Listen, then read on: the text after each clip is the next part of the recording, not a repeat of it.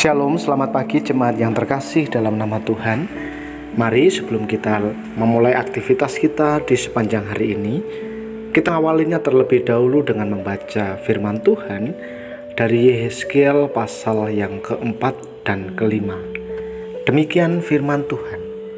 Engkau anak manusia, ambillah sebuah batu bata, letakkan di hadapanmu, dan ukirlah di atasnya sebuah kota, yaitu Yerusalem. Ukirlah kota itu dalam keadaan terkepung. Dirikan sebuah benteng pengepungan. Timbun pula tanah menjadi tembok pengepungan.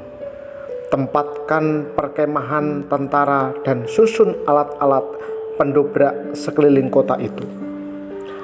Lalu ambillah sebidang besi dan dirikanlah itu di antaramu dengan kota itu menjadi dinding besi. Kemudian tunjukkanlah wajahmu ke arah kota itu, sehingga kota itu dalam keadaan terkepung, dan engkaulah yang mengepung dia. Inilah menjadi lambang bagi kaum Israel. Berbaringlah engkau pada sisi kirimu, dan aku akan menanggungkan hukuman kaum Israel atasmu. Berapa hari engkau berbaring demikian? Selama itulah engkau menanggung hukuman mereka. Beginilah engkau tentukan bagimu berapa tahun hukuman kaum Israel. Sekian harilah engkau menanggung hukuman mereka, yaitu 390 hari. Kalau engkau sudah mengakhiri waktu ini, berbaringlah engkau untuk kedua kalinya. Tetapi pada sisi kananmu dan tanggunglah hukuman kaum Yehuda 40 hari lamanya. Aku menentukan bagimu 1 hari untuk 1 tahun. Tunjukkanlah wajahmu kepada pengepungan Yerusalem, dan kepalkanlah tinjumu kepadanya, dan bernubuatlah melawan kota itu. Lihat, aku akan mengikat engkau dengan tali, sehingga engkau tidak dapat berbalik dari sisi yang satu ke sisi yang lain, sampai engkau mengakhiri waktu pengepunganmu itu. Selanjutnya ambillah gandum, jelai, kacang merah besar, kacang merah kecil, jawan dan sekoi, dan taruhlah dalam 1 periuk, dan masaklah itu menjadi roti bagimu. Itulah makananmu selama engkau berbaring pada sisimu, yaitu 390 hari. Dan makananmu yang harus kau makan akan ditentukan timbangannya, yakni 20 shikal 1 hari. Makanlah itu pada waktu-waktu tertentu. Air minum pun bagimu akan ditentukan, 1/6 hin banyaknya. Minumlah itu pada waktu-waktu tertentu. Makanlah roti itu seperti roti jelai yang bundar, dan engkau harus membakarnya di atas kotoran manusia yang sudah kering di hadapan mereka. Selanjutnya Tuhan berfirman, Aku akan membuang orang Israel ke tengah-tengah bangsa-bangsa, dan demikianlah mereka akan memakan rotinya najis di sana. Maka ku jawab, Aduh Tuhan Allah, sesungguhnya aku tak pernah dinajiskan, dan dari masa mudaku sampai sekarang tak pernah ku makan bangkai atau sisa mangsa binatang buas. Lagi pula tak pernah masuk ke mulutku ini daging yang sudah basi. Lalu firman-Nya kepadaku, Lihat, kalau begitu aku mengizinkan engkau memakai kotoran lembu ganti kotoran manusia, dan bakarlah rotimu di atasnya. Sesudah itu ia berfirman kepadaku, Hai anak manusia, sesungguhnya aku akan memusnahkan persediaan makanan di Yerusalem, dan mereka akan memakan roti yang tertentu timbangannya dengan hati yang cemas.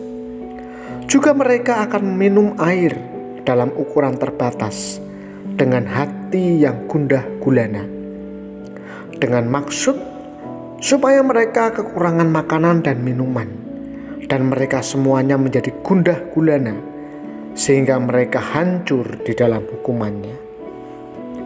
Dan engkau, anak manusia, ambillah sebilah pedang yang tajam, dan pakailah itu sebagai pisau cukur tukang pangkas. Cukurlah rambutmu dan janggutmu dengan itu. Lalu ambillah sebuah timbangan dan bagi-bagilah rambutmu. Sepertiga harus kau bakar dengan api di tengah-tengah kota itu sesudah berakhir waktu pengapungannya. Sepertiga harus kau ambil dan tetaklah dengan pedang itu sekelilingnya.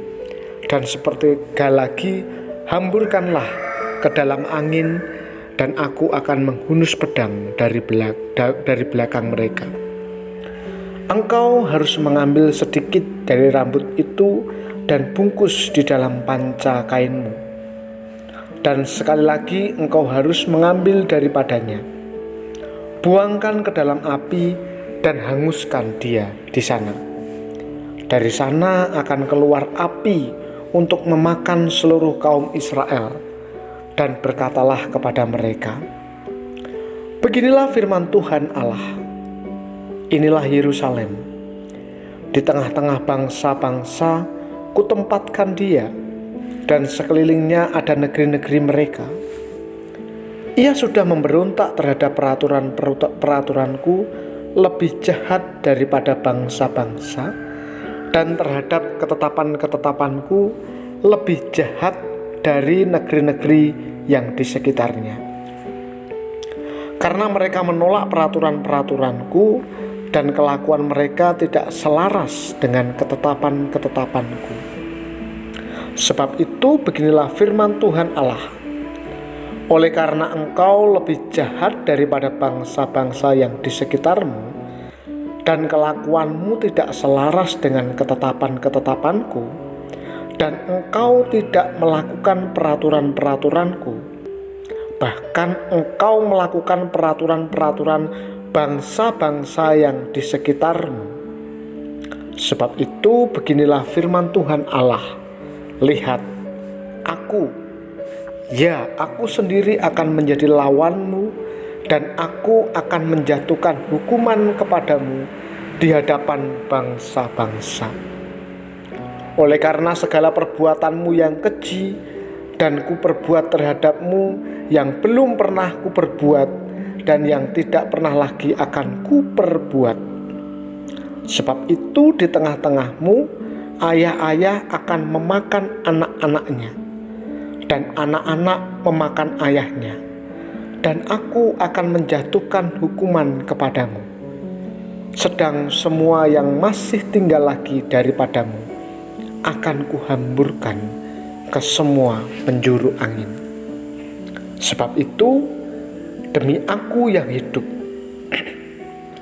demikianlah firman Tuhan Allah, sesungguhnya oleh karena engkau menajiskan tempat kudusku dengan segala dewamu yang menjijikkan dan dengan segala perbuatanmu yang keji, aku sendiri akan meruntuhkan engkau. Aku tidak akan merasa sayang dan tidak akan kenal belas kasihan. Sepertiga daripadamu akan mati kena sampar dan mati kelaparan di tengah-tengahmu.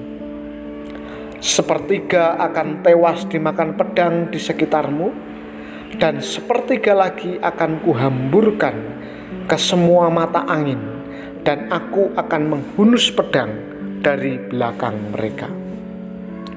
Aku akan melampiaskan murkaku kepada mereka, sehingga hatiku yang panas tenang kembali dan aku merasa puas. Dan mereka akan mengetahui bahwa akulah Tuhan yang mengatakannya di dalam cemburuku, tatkala aku melampiaskan amarahku kepada mereka. Aku akan membuat engkau menjadi reruntuhan dan buah celaan di antara bangsa-bangsa yang di sekitarmu, di hadapan semua orang yang lintas daripadamu. Engkau akan menjadi buah celaan dan cercaan, menjadi peringatan dan suatu kengerian bagi bangsa-bangsa yang di sekitarmu. Tatkala aku menjatuhkan hukuman kepadamu di dalam kemurkaan dan kemarahan dan di dalam penghajaran-penghajaran kemarahan, aku, Tuhan yang mengatakannya. Tatkala aku mendatangkan atasmu kelaparan yang dahsyat, yang membinasakan, dan aku mendatangkannya untuk membinasakan kamu, tatkala aku memperdahsyat bencana kelaparan atasmu dan memusnahkan persediaan makananmu, aku akan mendatangkan kelaparan atasmu dan binatang-binatang buas di tengah-tengahmu yang akan memunahkan anak-anakmu. Sampar akan berkecamuk dan darah akan mengalir di tengah-tengahmu, dan aku akan mendatangkan pedang atasmu. Aku, Tuhan, mengatakannya. Bapak Ibu yang terkasih dalam nama Tuhan, Yehezkiel telah melihat kemuliaan Tuhan, dan akhirnya tiba saatnya untuk menyampaikan peringatan Tuhan atas kaum Israel. Tuhan berfirman kepada Yehezkiel tentang penghakiman Yerusalem dengan memberikan sejumlah tindakan simbolis. Beberapa penekanan yang Tuhan nyatakan menggambarkan kondisi yang akan menimpa kota Yerusalem. Yang pertama, Yehezkiel diminta untuk memperagakan Yerusalem yang terkepung oleh pasukan musuh dengan ia berbaring ke kiri selama 390 hari dan ke kanan selama 40 hari. Pengepungan akan menimpa kerajaan Israel di utara selama 390 tahun dan kerajaan Yehuda di selatan selama 40 tahun. Lalu yang kedua, Yehezkiel juga diminta untuk makan dan minum seperti saat kota dikepung, yaitu roti dari campuran biji-bijian seberat 20 sikal atau 280 gram dan air 1/6 hin, itu 1 liter sehari. Umat yang dikepung akan mengalami kekurangan makanan dan penderitaan yang besar. Dan yang ketiga, Yehezkiel disuruh membakar roti itu di atas kotoran manusia, suatu kenajisan besar bagi orang Israel, apalagi bagi Yehezkiel. Karena itu ia memohon supaya ia tidak hidup dalam kenajisan, dan Tuhan memperbolehkan dia membakar rotinya di atas kotoran lembu. Kalau kita membaca ayat 12-15. Semua ini memperlihatkan kedahsyatan penghakiman Tuhan. Ketika Yerusalem diserang dan penduduknya menderita, itulah saat Tuhan sendiri menghukum umatnya. Hal ini sangat penting karena sesungguhnya umat hidup dalam pemberontakan, sehingga mereka mengalami kejatuhan dan kesombongan. Mereka hancur di bawah hukuman Tuhan. Nah, Bapak Ibu yang terkasih dalam nama Tuhan, berdasarkan pemahaman di atas, nampaknya krisis multidimensional yang sedang dialami oleh bangsa Israel merupakan teater yang sedang Allah sutradarai. Lalu apa yang dapat kita pelajari? Nah, Bapak Ibu, sekalipun Allah menghukum bangsa Israel, namun kasih dan pengampunannya begitu besar. Untuk itu mari kita belajar agar kita menjaga hati dan pikiran kita, memelihara hidup kita, agar Allah terus bersemayam dalam hidup kita, memimpin kita setiap waktu dan setiap saat. Kita berdoa. Kami mengucap syukur Tuhan untuk firman-Mu yang mengajarkan kepada kami betapa Engkau mencintai kami, dan Engkau mau menjadikan kami umat-Mu yang menempatkan Engkau sebagai satu-satunya sumber pengharapan dalam kehidupan kami. Untuk itu dari firman-Mu kami mau belajar agar kami menjadikan Tuhan Yesus sebagai pusat dari kehidupan kami. Kami mau bersatu hati untuk umat-Mu yang ada di GKMI Salatiga maupun di cabang-cabangnya, baik di Cukilan, Janggelengan maupun di Sumberjo. Tuhan berkati mereka yang sedang sakit.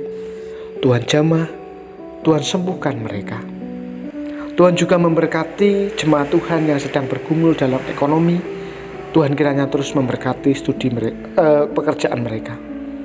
Kami doakan anak-anak yang masih studi, Tuhan kiranya memberkati mereka dengan masa depan yang terbaik yang sudah Tuhan sediakan bagi mereka. Inilah seruan dan doa kami. Kami naikkan di dalam nama Tuhan kami, Yesus Kristus. Amin. Selamat beraktivitas. Tuhan Yesus memberkati.